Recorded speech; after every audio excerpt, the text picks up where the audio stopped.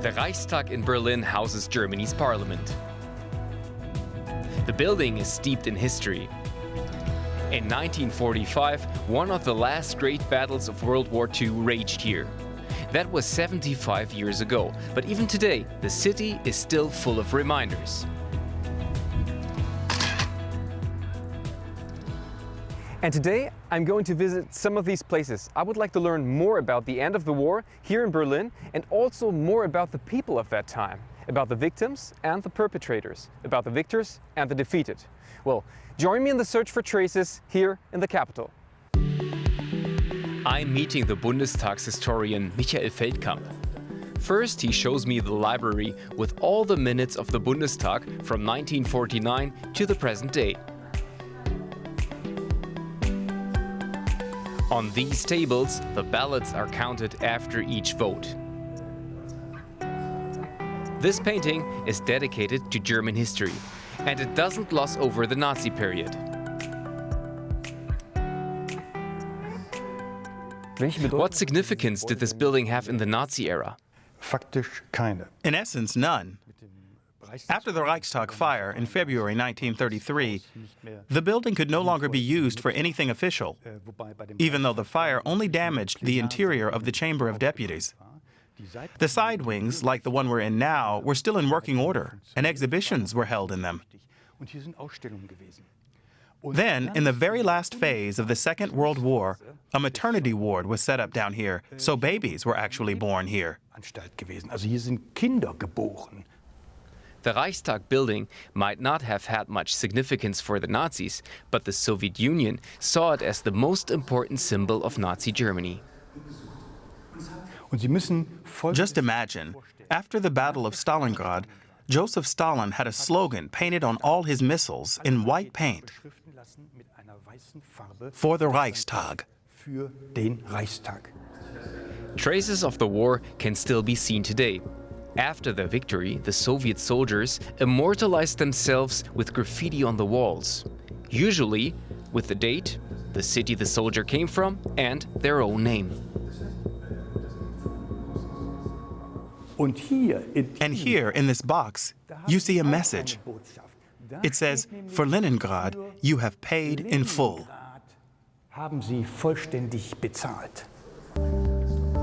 In their graffiti, the Soviet soldiers referred to the Reichstag building as Hitler's lair.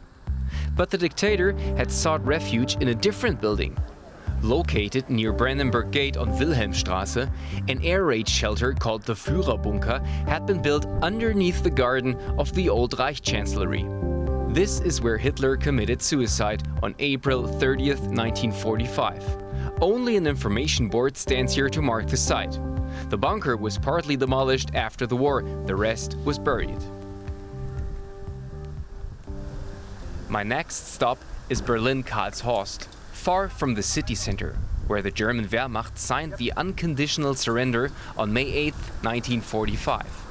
Today, the historic site houses the German-Russian Museum. Exhibition curator Julia Franke shows me what's called the Surrender Room.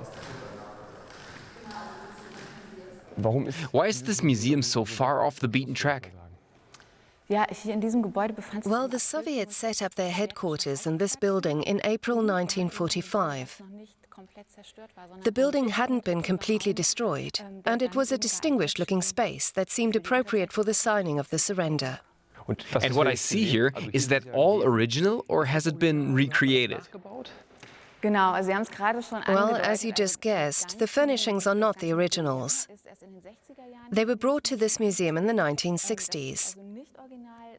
The flooring, the lamps and chandelier are the originals from the 1940s. And do you have the original surrender documents? No, the originals of the surrender agreement are kept in the military archive in Freiburg, and that's where they'll probably stay. But we've had high-quality reproductions made that look quite authentic. These aren't just simple copies in a glass case. As you can see, there's an American or English version, a Russian and a German version of the surrender agreement. The museum covers the Nazi regime's war of annihilation against the Soviet Union, which claimed an estimated 25 million lives on the Soviet side. My next stop is the Topography of Terror. With over 1 million visitors a year, it's one of the best-known places of remembrance in Berlin. The documentation center informs and educates visitors about perpetrators, the people behind the Nazis' regime of power and terror. Florian Kemmelmeier shows me around.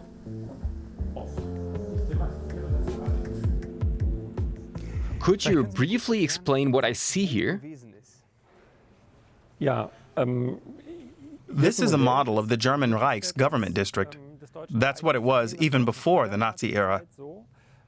Wilhelmstrasse is where the most important ministries were located.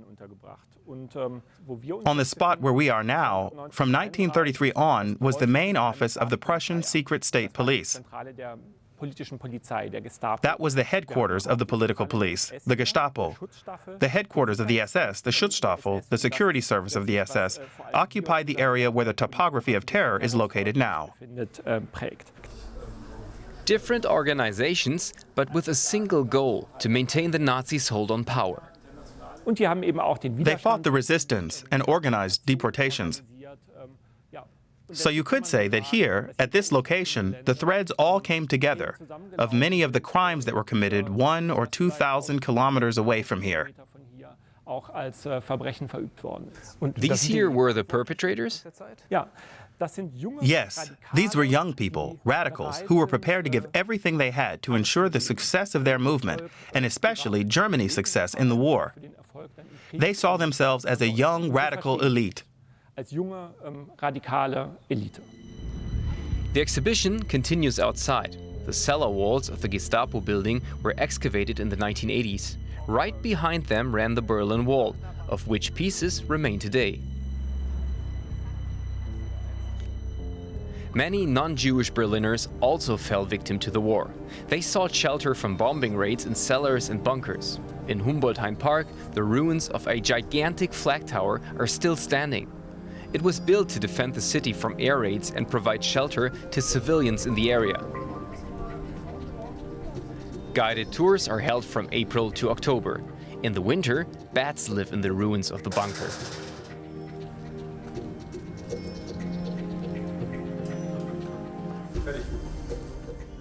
The entrance to the structure was in what's left of this massive door frame.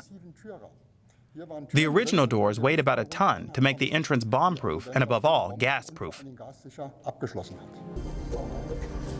3 flag towers were completed in Berlin, in the Tiergarten and Friedrichshain parks and here in Humboldthain Park. They resemble massive fortresses.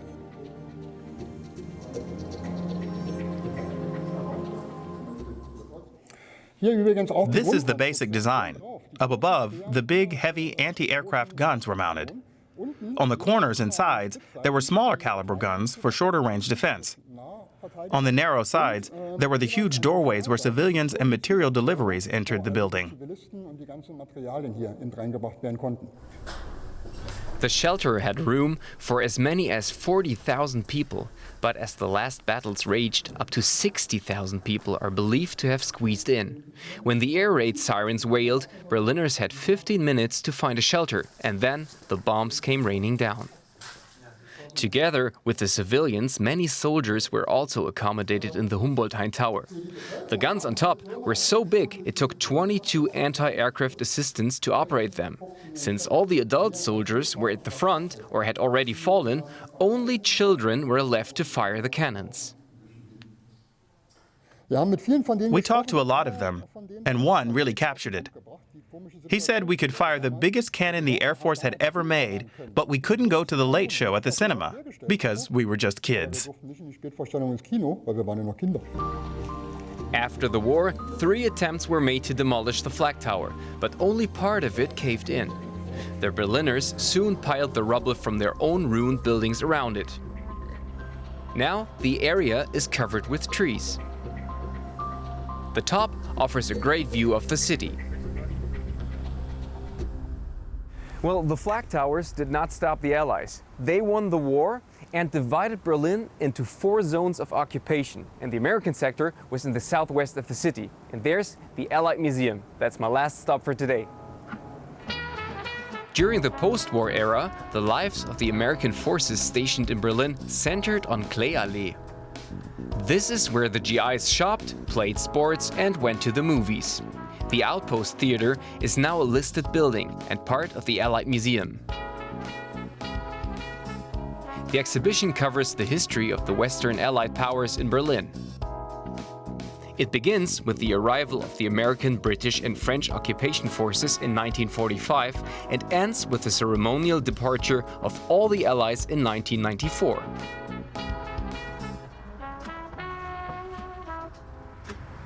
The war was a long time ago, and yet there are still many places in the city where you can learn about this dark time. And I gotta say, I've learned a lot, and I hope you did too. Bye bye, see you next time here at Check-In.